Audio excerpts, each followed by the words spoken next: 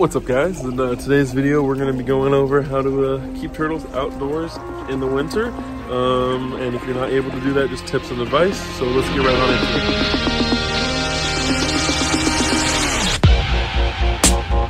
I ain't slept in months, y'all. I so red I can't see what's real. Roll me up a blunt, dog. Sorry, but this is the way that I live. Today we're going to talk about how to keep turtles outside in the winter, like I said in the intro. So, first thing, we got a few topics we're going to cover. We're going to cover types of turtles, pond setup, feeders, and just like where you're located.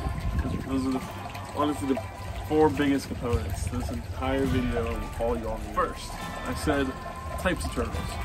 The reason I said that is because it depends on the type of turtle you have. Some turtles naturally hibernate in the winter, some do not. For example, sorry I can't talk, red-eared sliders, they naturally hibernate in the winter. Let me see if I can grab one of mine and just show you guys like what they look like. I made you grab one actually. So this is my black pearl. Now she's a melanistic red-eared slider. I got my sleeves soaked for this. So she's a morph. I can legally keep them here in Florida. You can't keep them if they're normal phase or wild phase, whatever you want to call it. But if they're morph, I can have them. So like I was saying, those guys, they naturally hibernate. So they can take cold temperatures. They're in the wild in ponds that are freezing over. They're in the snow and all that. Same with painted turtles, map turtles, what else? Some species of mud turtles do. There's a bunch of different types of turtles that can naturally hibernate. I will show you guys my painted turtles. So this is going to be my female. She's an eastern painted turtle. Look how gorgeous that turtle is. Look at that. Thing is beautiful. So the reason why I bring them up is because they have a really cool thing. Is they basically have a natural antifreeze in their body. It allows them to come back from being partially frozen over. Y'all should do some research into it. They have some really cool abilities to withstand the cold. They literally have a natural antifreeze built inside of them. So those are going to be the examples of turtles that I have personally. There's a bunch more. I also say types of turtles. You gotta do research, man. You can't just buy a turtle, have it in a pond, land turtle lights, and you're done. I mean, like, yeah, that's the basic needs, but you gotta do research, especially if you're keeping them outside. Like, for example, I personally, every single species that I keep here, I know like how cold, the coldest temperature that it is. I know the diets, like their water temperatures and basking temps, all of that. So I will reach in here and grab one of my turtles from the baby pond now.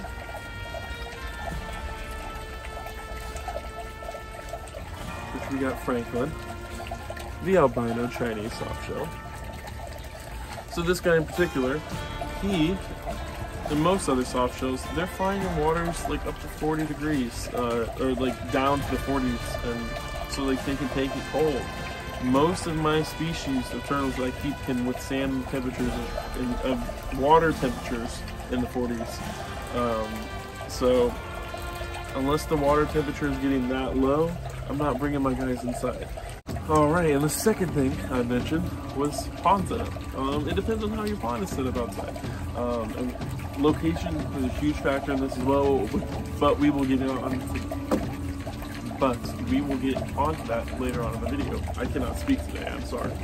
The pond setup is definitely plays a major role. Here in Florida, the water, like, my ponds aren't going to freeze over, you know.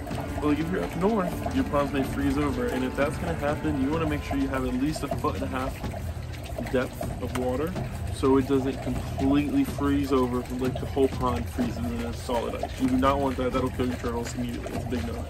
So you want, if your pond is like not at least, in my opinion, at least 1.5 foot deep, bring those guys inside if you think that pond's going to freeze over. Another thing is I would recommend having some flowing water. So you guys, this is like a little filter I added.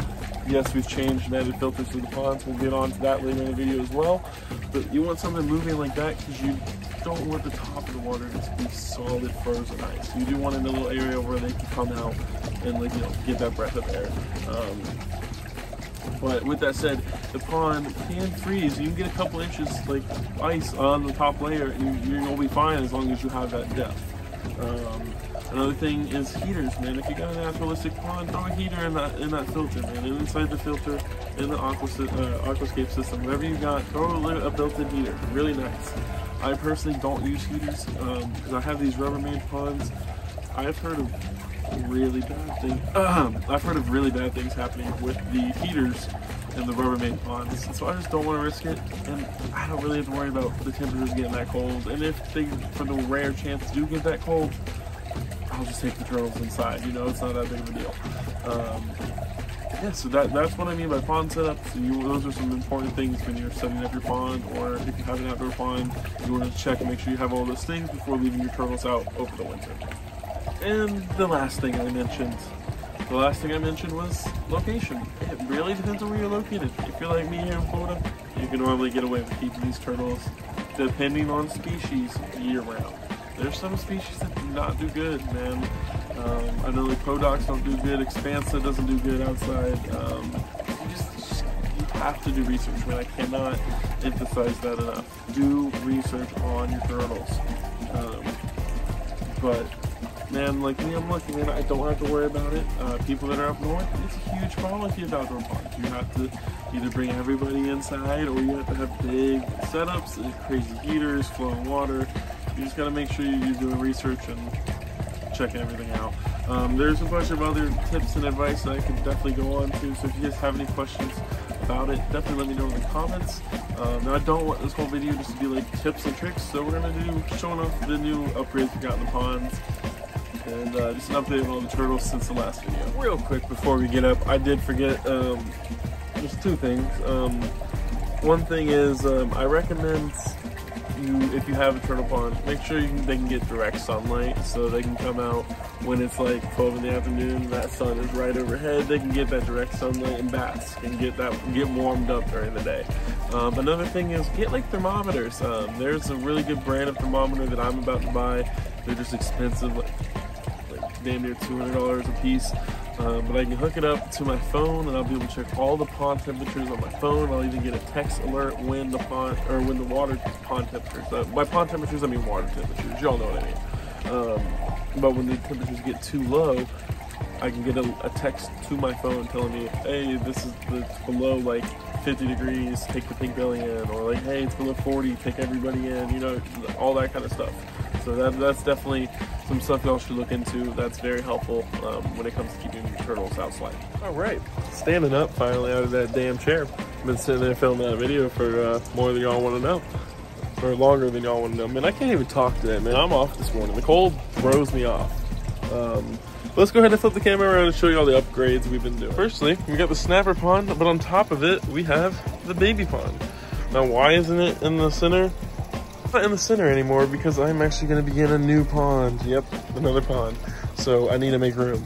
And honestly, it looks pretty good. It gives the snapper some nice coverage underneath. I am going to be getting her a filter too.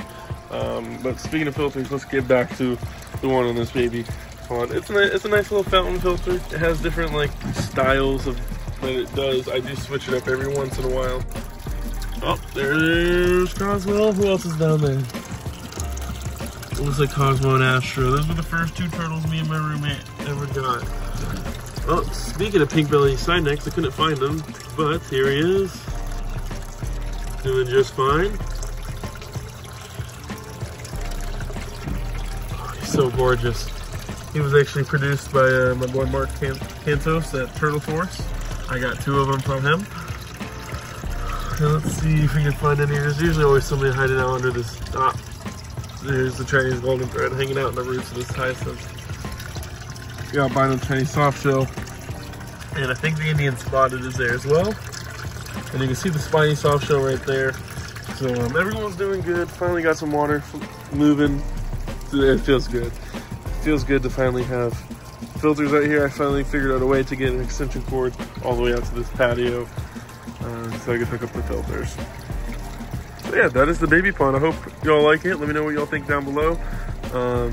I personally, I love it so much. And this is the big boy pond. Yeah, it's changed a lot. It's gone through a bunch of changes. Firstly, let's go over the lay bin. Finally got a new lay bin. I got a big old tote, and it's the exact one I got, a 27-gallon tote filled to the brim with dirt, sand, mainly, yeah, just dirt and sand, a little bit of cypress mulch, but literally just filled to the brim with dirt and sand. I got this egg crate around it so the turtles can't get out. I am gonna get more black ones just to change the white ones, so just so it looks more uniform. I'm going down the ramp. What is this that they're on? Oh, you're like, oh, it's a slate, huh? So what I did was I got cinder block, little small cinder blocks, stacked 2 here, 2 there, put a slate so the turtles can hide underneath, which you can see the 2 painted turtles. And then I did 2 more. This time I set these ones on their side. You can't really see it because they're far under. I did 2 cinder blocks, 2 cinder blocks, 2 cinder blocks, 2 cinder blocks. Like this. It's like a nice little turtle hotel. And Frank's just begging for food, so he's always in the camera. Same with this lady. This is the rescue turtle I got, and man, she is doing great. I do run a turtle rescue here in Gainesville, Florida. If any of y'all are in Florida or looking to rehome turtles, just message me or comment down below. I do all of that. Yeah, so now they have like a nice little turtle hotel. We also got this fountain going, and this fountain has a bunch of crazy different settings. Right now I just got a simple one, but same with the other one. It has settings that I can change, and then I do change regularly. But right now I've just been chilling with this one. So this is the updated pond. It looks really good. I personally enjoy it. I'm liking the way this setup's looking, and I can't wait to get the new pond, and I will be doing a video on that. So I'm looking forward to that. It's like that. We are done with the video. I hope you all enjoyed. I wanted to keep this one short and simple. I'm probably going to be uploading another video later this week. Hopefully we set up the pond. If not, I should be getting new turtles soon anyways, because I'm always getting new turtles. But hope you all enjoyed the video. Go ahead and leave a like, comment, subscribe. If you don't already, follow me on Instagram, Snapchat, and TikTok. I'll leave that right here up with the name. But yeah, peace out, y'all.